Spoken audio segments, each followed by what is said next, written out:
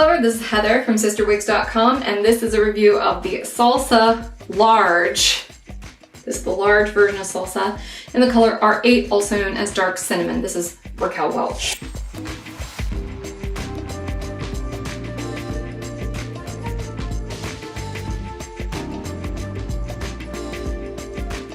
So this is what Salsa looks like. Now, people often ask me, hey Heather, if you have an average large cap circumference, why do you keep wearing average size wigs?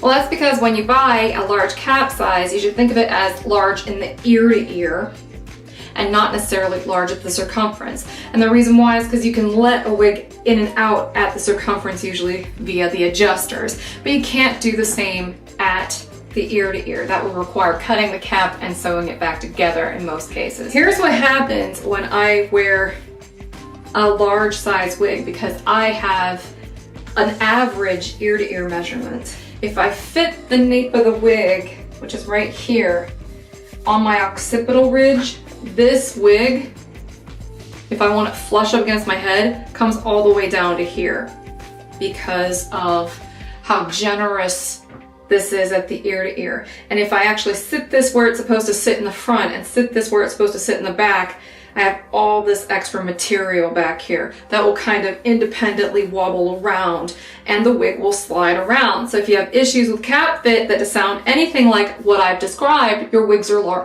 probably too large. So anyhow, this is a cute cut if you can see past the fact that it's just too big for me, which makes it look like it's just too much hair. An ill-fitting wig doesn't really look right.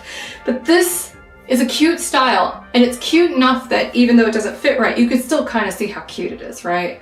Let me go ahead and do a 360 so you can see what Salsa Large looks like on all sides.